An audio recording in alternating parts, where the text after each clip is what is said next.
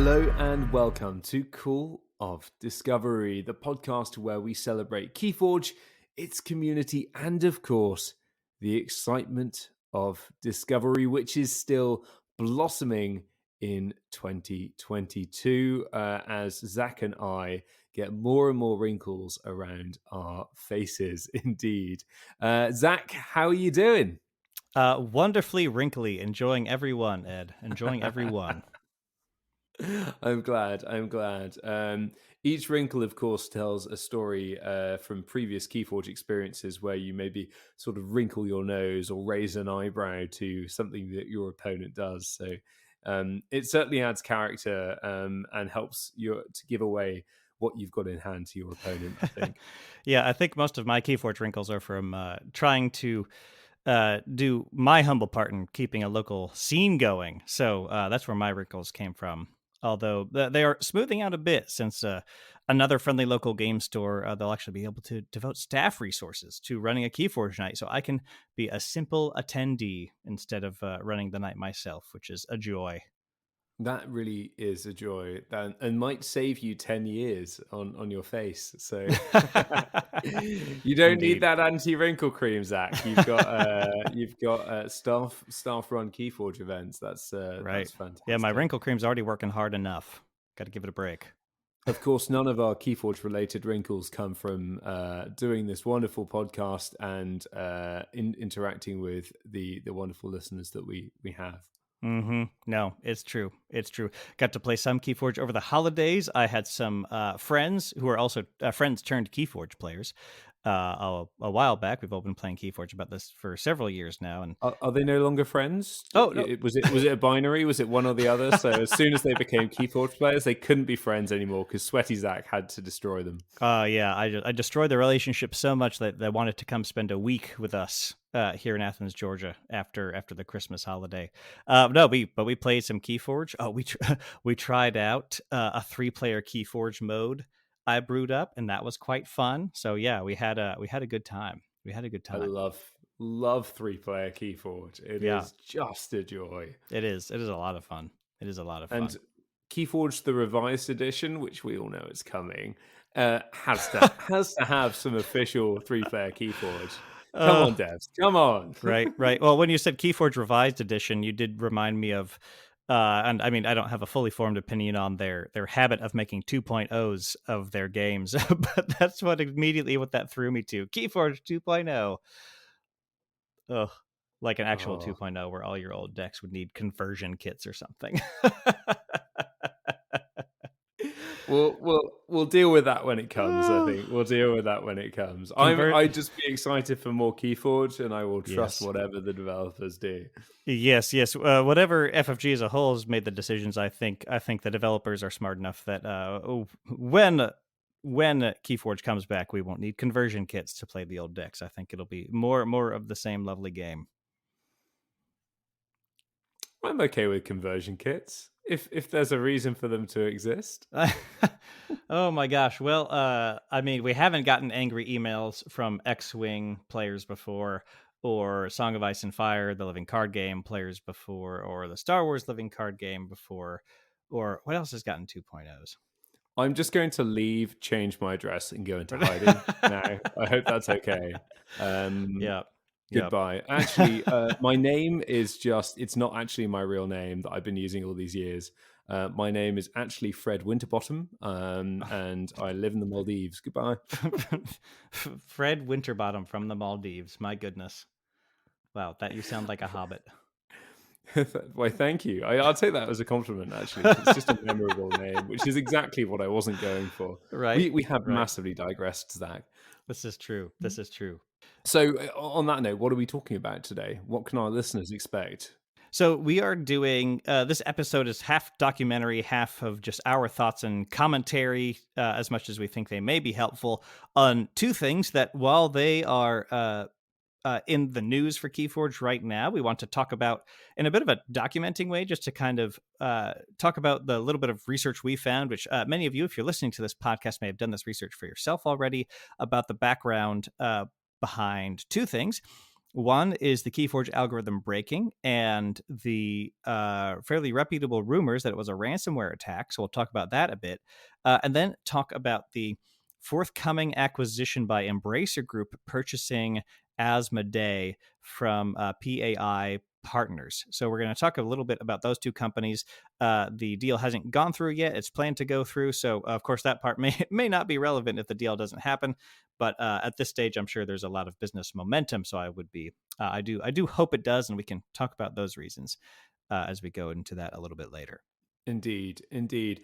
And both of these were, why are we talking about them? Because we think they matter. We think they Yes. matter for KeyForge.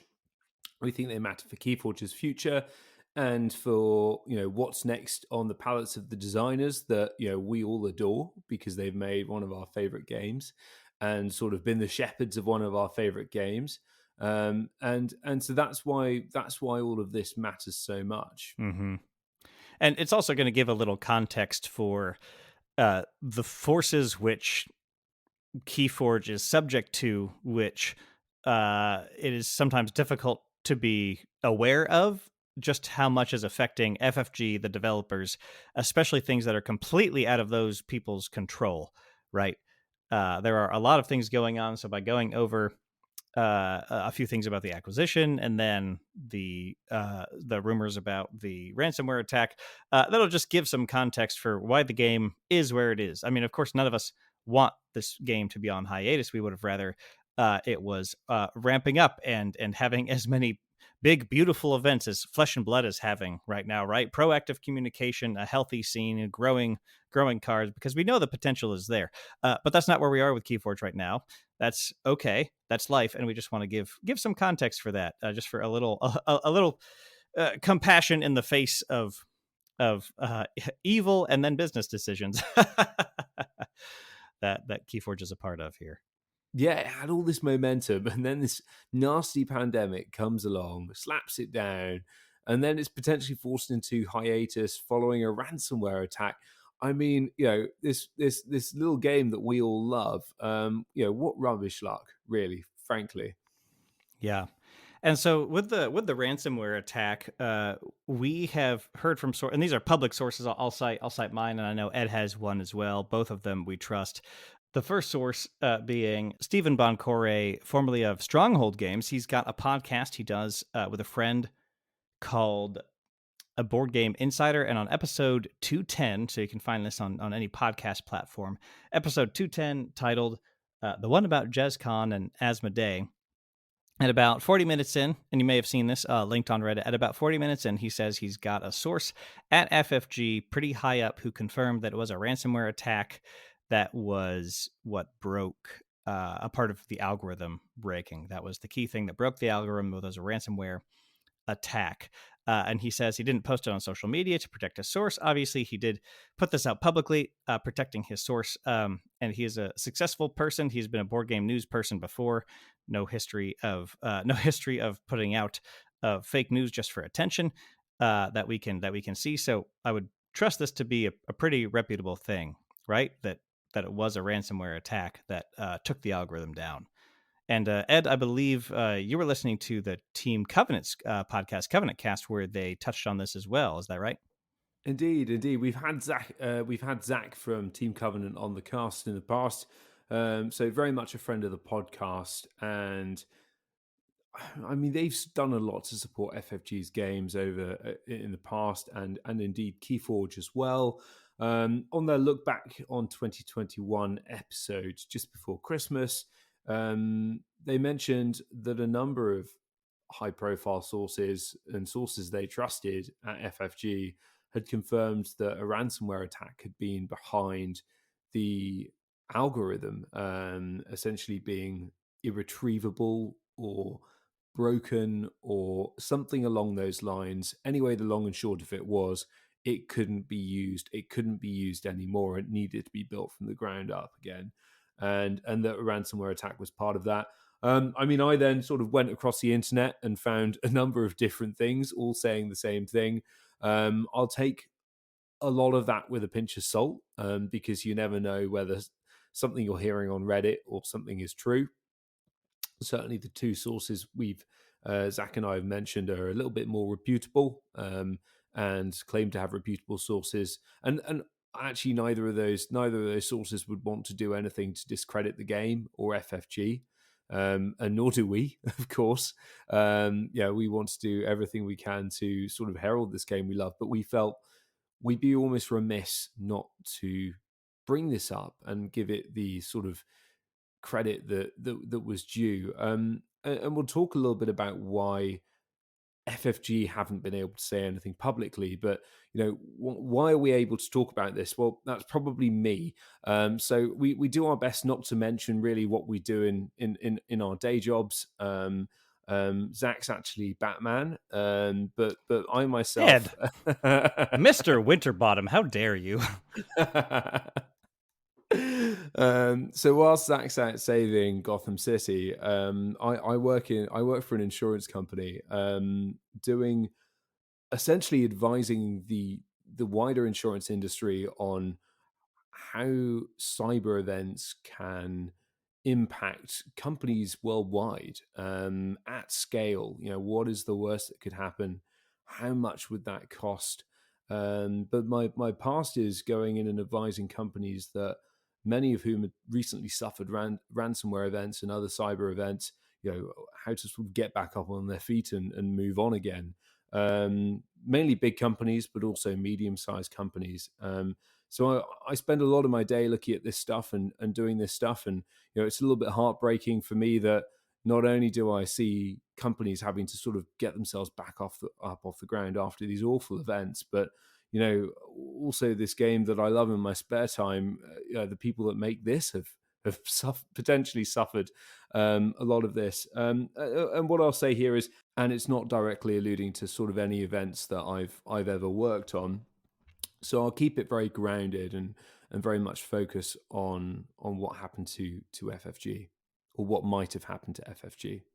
Yeah, so I certainly know very little about ransomware attacks, except it's like kidnapping, except with data, and it happens on the internet. And no, not data from Star Trek. I believe he is innocent.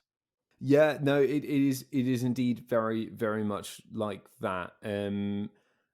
Very much like the pirates of old, without the parrots and high seas, maybe. Ransomware is where you hold someone else's data, or maybe a computer function or something, to ransom, and you demand payment in response you promise to give them access to their data back. Ransomware has become more and more and more of a problem, not just for individual companies who are caught in the crossfire, but also the international community as a whole. Just the sheer scale of ransomware, it has become extremely problematic extremely quickly. And insurance, governments are doing what they can to essentially speed up the arming companies with the right tools to defend themselves, both proactively, and then if they do get hit, minimize the impact of that. And one thing I will say is, things have come such a long way. Companies are doing so much better than they were 5 years ago, even. And part of that, is due to this is getting airplay at the highest level. When a company goes through M&A, cybersecurity is one of the most important issues. That's mergers and acquisitions. Hmm. When suppliers are looking at a potential company to add to their supply chain, either upstream or downstream, cybersecurity comes up as one of the most important issues. For CEOs, it's one of the most important issues now. It's really getting the airtime that it deserves. But it still doesn't make it necessarily any easier for a company to respond to or recover from a ransomware attack, or indeed to protect themselves from it. So, we are not saying, oh, FFG suffered a ransomware attack because they didn't look after their security, or because they didn't invest in this, or because they didn't invest in that. That is absolutely not the case. It was probably bad luck. And a company which a lot of its product, a lot of its product is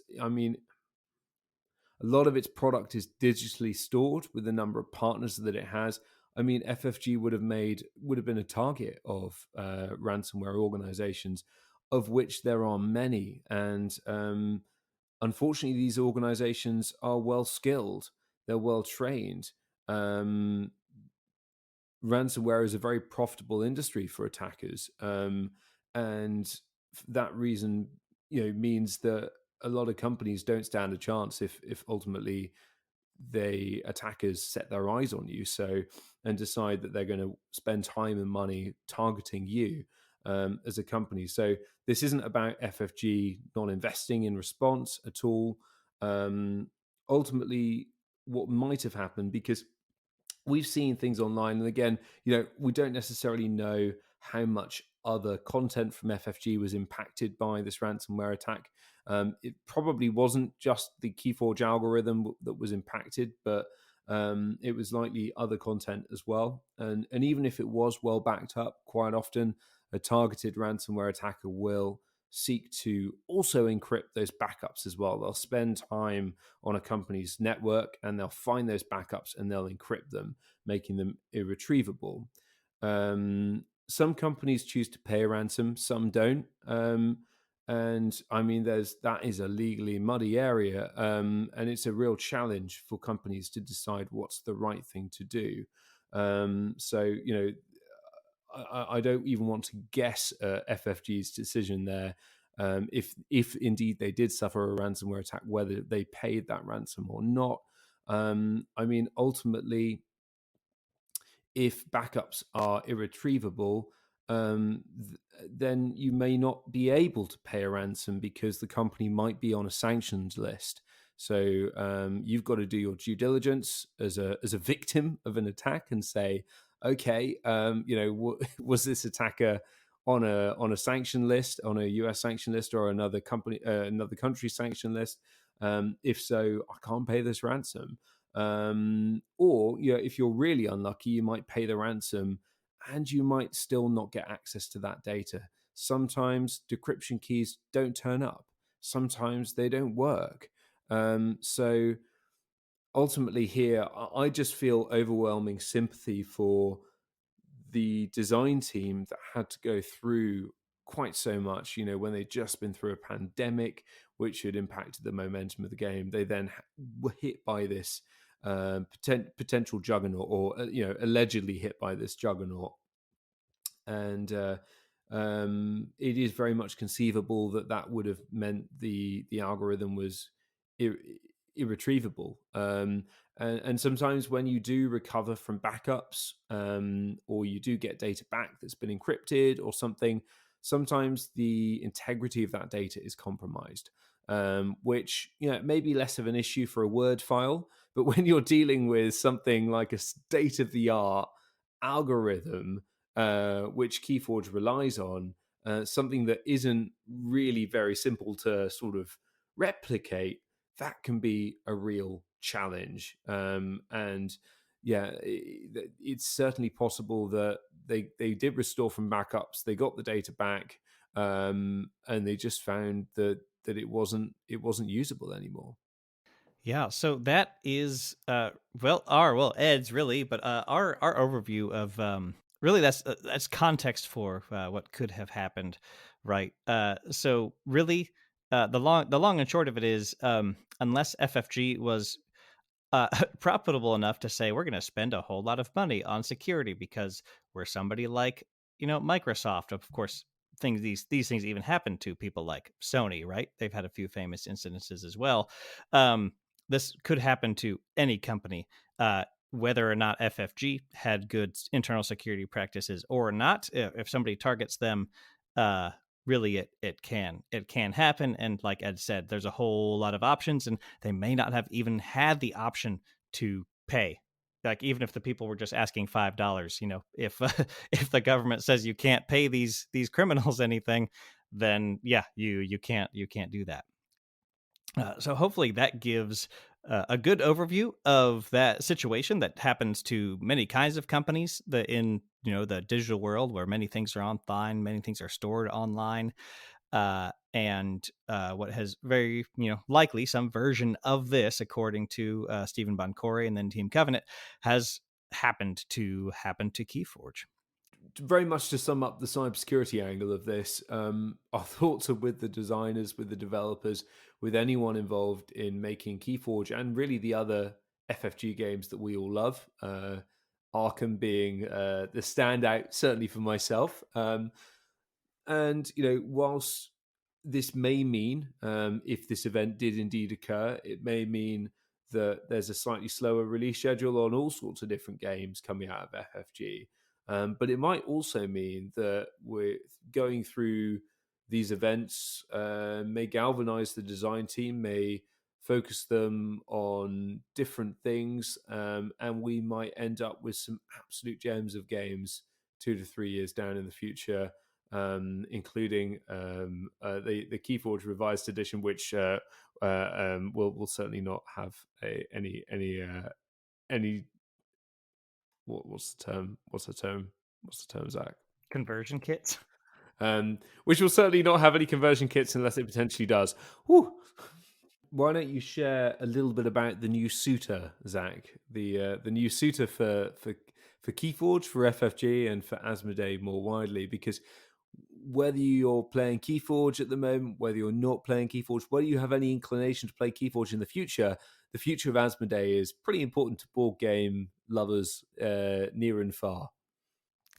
Yes, the new suitor is Embracer Group, who, as of December 2021, has finalized the purchase of Asmodee per gamesindustry.biz. Now, I've done quite a bit of Googling about Embracer. Ed has too, looking up a number of things. They are not quite a kind of private equity firm like PAI Partners, right, who bought Asmodee, slimmed them down, pumped some money into it to up their value, and then turn around and sell it to somebody else. Kind of like some of you are familiar. I know we have this in the USA. House flipping. Somebody will purchase a home and do a lot of work on it to make it nicer, and then try to sell it for a lot more than they both purchased on it and spent renovating it. Embracer Group is basically the parent company to a whole lot of publishing companies for different video games. There are a number, the 8 big ones that they call their operating groups that they advertise on their website are people like THQ Nordic, who, if you look up their games, I'm sure you've played at least a couple of them. There's Pearls of Eternity, Darksiders, Halo Wars 2, which I think was the Halo RTS, and a whole lot of other things. They also have a publishing company called Coffee Stain Games, which they picked up.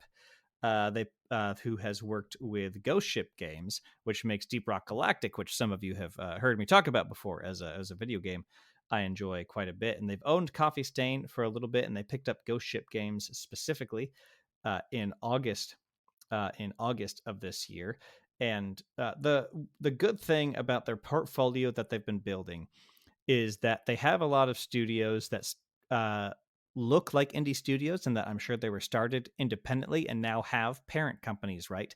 But they still retain a lot of the indie feel of their games. This isn't quite, they're not making Call of Duty over and over again. There are a lot of innovative games inside of Embracer Group's family of companies that look great and play great and are actually fun gameplay that's innovative and focused on things that make games fun, instead of just pumping out new titles over and over again for just for only just money for the sake of short-term money. So again, this is just my opinion of what we found on a Google search, and it seems to be a good thing. There are, of course, 1,000 other factors that affect how Asmodee handles its companies, which is FFG, and how FFG and its leadership handle their games, and KeyForge, right? So, but as far as leadership and company goes, from the top down, Embracer Group seems to have cool companies working on cool games,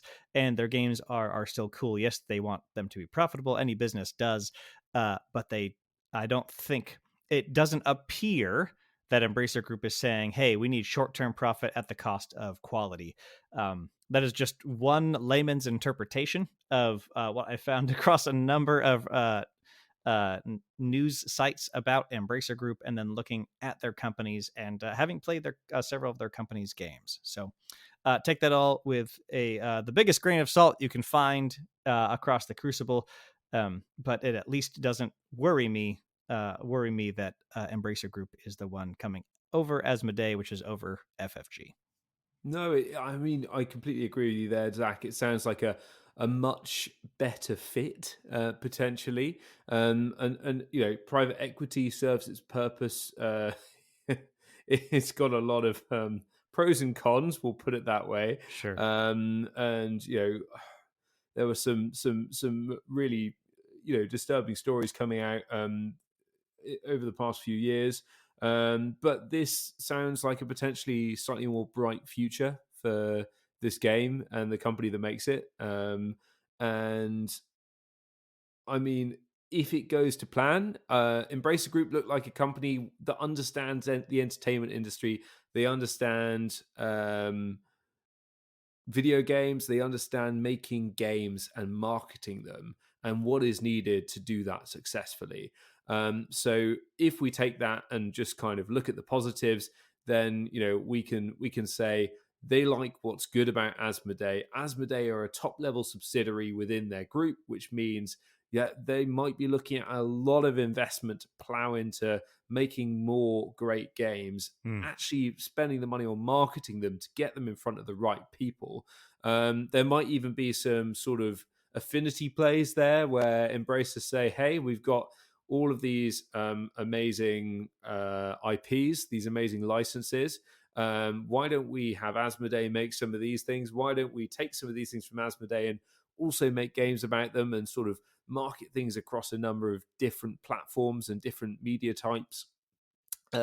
Also read in December that they're looking at purchasing Dark Horse Comics, which I don't read many comics myself, but I'm aware that Dark Horse have a very good reputation and have made a number of incredible comics. And wouldn't it be amazing not only be able to take the art from some of those comics and bring them across to Asmodee games? And I think Fantasy Flight would probably benefit from a large proportion of that sort of thing. But also some of those game worlds and sort of be able to make games in those worlds.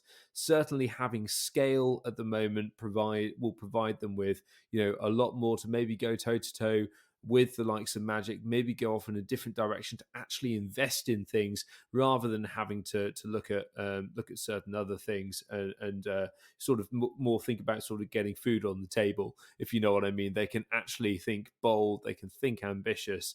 And Zach, you mentioned earlier in our pre-episode chat the in-flight report 2 years ago where FFG said they'd had this huge, or maybe that was last year actually, or Yes, they'd had this huge design sort of seminar where they'd all gone together and gone, what do we really want to make? What do we really want to do? And we know the designs at FFG are amazing. So whatever they come up with, if it's backed by investment from this new Embracer Group, would be really exciting. Of course, there's going to be a bit of a settling in period. There always is with these kind of things, but big companies, can move really quickly. They can also move slowly, but a group like this with lots of different moving parts, with lots of different subsidiaries, if those subsidiaries retain their own directions, they can move pretty fast. Yeah. And I will say, I know that the Nordic area of the world has a lot of brilliant KeyForge people. Looking at you, Nordic KeyForge podcast. And through some strategic Googling and clicking on the About tab on Embracer Group, I have found that their head office is based in Karlstad, Sweden. So this is a personal call out to Jason the Captain, Hydrophilic Attack, Mr. K-Pop, and all of you wonderful Zeramis, all of you wonderful hosts of the Nordic Keyforge podcast. Go listen to that if you haven't, by the way. I absolutely adore those guys. Are any of you in Karlstad? Could you just knock on the door, stroll in, and be like, yo, I love Keyforge. Throw the money and the resources at it. And they'd go, yeah, that's cool. I don't know if that's how it works over there in Sweden, but Karlstad, Sweden, if you're there, give them KeyForge decks. Be like, you should play KeyForge. Also, you own this company. You should play And KeyForge. the I mean, I'm sure they love it. I'm sure they love it. Getting it in front of them, Embracer getting spammed with KeyForge decks. Oh no. Can you imagine that? Well, let's take Oh no. a lovely gift bag or a nicely wrapped deck with a little note from just the most whoever the most pleasant Nordic KeyForge podcast host is. I'll let them fight out whoever that is, and they can go deliver Uh, that. some strategic Googling from us also made aware that the company that FFG have mentioned that they've engaged to make digital KeyForge a thing are not owned by the Embracer Group. They are, it That's right. looks like, a private company based here in the UK. But they have certainly had dealings with the Embracer Group. It looks like they sold one of their IPs, Carmageddon, to THQ a few years ago. So they've definitely sort of had some dealings with the team at THQ Nordic. Yes. Yes, indeed. So, yeah, as those things go forward, as we've brought you many interviews before, we are always looking to try to get you interviews with, the people involved with KeyForge. So, yeah, yeah, we are hopeful that all of those things will turn out good results. Turn out good results, and hopefully, Stainless Games will make a lovely digital version of this game, making it just that much more accessible for people to try. Indeed, indeed. And scale matters now more than ever, I think, for big companies in this industry anyway. You look at streaming, scale matters Right. as the business, even sort of Paramount and Peacock or NBC is struggling to have the scale they need to compete. Mm, You then look at video games where video games are getting harder to make. It's taking longer to make video games than ever before. And companies need the scale that means they can invest in something for a long period of time so that one failure doesn't result in the end of the company, because they've got right. to have the scale that they can be innovative with. And if they don't have that scale, then they can't do innovative things that allow them to make the next generation of great games. And I wonder whether the same thing is going to happen with board games now as well. I think board games, there's always going to be a lot of indie games, but the cost of production has gone up so much in the last year, and shipping and everything, that I think scale is going to be more important for the bigger companies to do more innovative things rather than just sort of repackaging the same thing you've already played and you already know and love. So maybe we should embrace scale. Well, thank you, listener, for joining Ed and I today as we take a dive into just an overview of some cybersecurity topics that Ed is familiar with, as they have to do with ransomware and how that is possibly involved with KeyForge, and then just our Google research on Embracer Group and the situation of the parent company of FFG's parent company. Whew, that's a lot of layers. It's like a cake made of businesses and money, I guess. Huh. And GUI Keyforge stuff. And GUI KeyForge stuff. See, Ed knows that I'm the one who edits these, so he can just yell whatever he wants, and he doesn't have to deal with it later. If you're enjoying Call of Discovery, please subscribe on your podcast app of choice and apply to replace Ed Pocock, because I'm looking. If you're new to KeyForge, please visit the new player guide on Archon Arcana. I expected him to say something there, but he didn't. You didn't even get my name right. It's Fred, all right? Fred Winterbottom. If you're new to KeyForge, please visit the new player guide on Archon Arcana, the KeyForge wiki that we've got linked below to get started on your own unique, your unexpected journey into this wonderful game. If you're looking to support us monetarily, please visit our Patreon linked below, where you can sign up to support us monthly and enjoy rewards like our exclusive Discord, where Ed roleplays as Fred Winterbottom the entire time. Let us know what you'd like to see more or less of in future shows by interacting with us across all of social media on Twitter, Instagram, and Facebook, or send us an old-fashioned email at podcast@callofdiscovery.com. But most importantly, if you think a Hobbit would enjoy this podcast, please tell them what iPhone is or an Android phone and help them to discover it. Have you answered the call of discovery?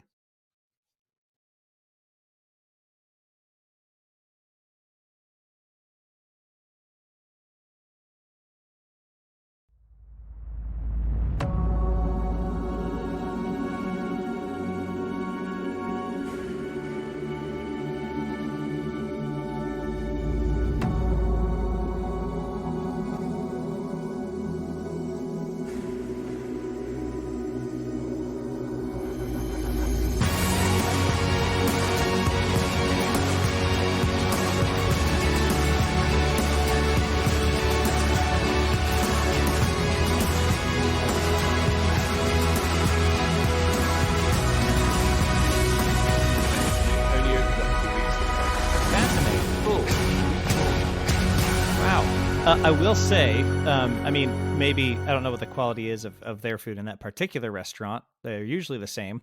I will say that with Wendy's, the only thing I ever have gotten from there in the last 15 years is I go for their milkshake, which is called a Frosty, and then Yeah. fries to dip in the milkshake and eat You're a that way. monster, Zach. Has anyone That is ever told you that? no, because I live in the USA, and that's a relatively normal behavior. Oh my god. Where you get fries. It's like it's a dessert. You get fries and you get a milkshake, and then you dip the Okay. fries in the milkshake, and then you eat it that way. Do you know what? As someone It's that's very much, delicious. I'm open minded and I'm open to new Give in. experiences. So when I come across to the US, you can take me somewhere. We can get a milkshake and dip fries in. Ed, you I'll apparently even walk call past a them fries. chips. Yeah, you can walk past and dip those chips in that. I don't know what you call ice cream, but like I don't know, cup a la mode. You can Did you dip your just chips in call your ice cup a cream la mode. frosties? Well, it's I mean, yeah, it's like a milkshake. It's ice cream. It's all very. Oh my gosh. That's amazing. Gotta outro this poor thing. Okay, well, I call them chips, and no one else on the planet calls them chips apart from British people. So, yeah. All right, I gotta find the outro here. But be merciful to poor weekend. Have we done our outro? No, we haven't done the outro yet. Okay. I feel like we should add the bit about Wendy's onto the end of the Oh, episode. I'm 100% adding a bit about Wendy's to the end of the episode.